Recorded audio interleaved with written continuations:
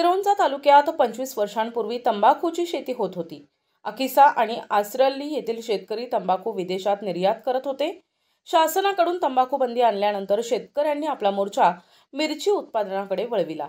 सुरुवातीला मिरचीच्या शेतीतून शेतकऱ्यांना जास्त नफा होत होता। शेतकऱ्यांनी मिरची विक्री करण्याची तयारी सुरू केली आहे। 4-5 वर्षांपासून मिरचीला पाहिजे तेवढा भाव मिळत नसल्यामुळे शेतकरी चिंतेत सापडलाय। 2023 मध्ये शेतकऱ्यांना प्रति क्विंटल 20 ते 35 हजार रुपये भाव मिळाला होता। 2024 मध्ये 15 ते 20 हजार भाव होता। मात्र मिरची मातीमोल दराने विक्री करावी लागत असल्याने शेतकरी हतबल झालाय। भाववाढ होईल अशी अपेक्षा शेतकरी करत आहेत। मिरची पिकाला एका एकराला 250 लाख रुपये खर्च येतो।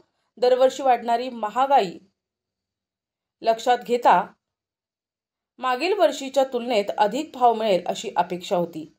या वर्षी मिरचीला चांगला भाव मिळेल या उद्देशाने मिरची उत्पादन क्षेत्र वाढले। सध्या अतिशय कमी किंमत असल्याने मिरची विकावी लागत आहे। अनेक शेतकऱ्यांना उत्पादन खर्चही भरून निघणे कठीण झाले।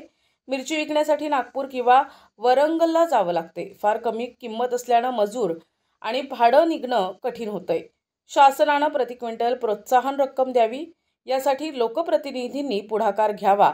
मिरची उत्पादन करणारा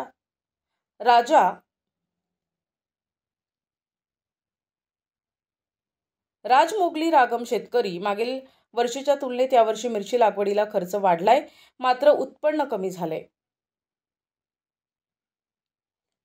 मेरा नाम रवि है। मैं कारसपल्ली का रहने वाला हूँ। ये सिरोंजा एरिया में ज़मीन लीज पे लेके मिर्ची इकाई कर रहा हूँ। और इसके लिए लगभग सीड से लेकर फसल निकलने के तक हमसे कम 2 लाख में 2.5 लाख तक खर्चा होगा। इसका मेहनत हम करने से भी भाव नहीं मिल रहा है। प्रति एकरी शासनाने अनुदान द्यावे अशी मागणी मिरची उत्पादन शेतकऱ्यांकडून होत आहे। प्रतिनिधी Suresh M Tippattiwar, NTV news Marathi, Sironcha, Gadchiroli.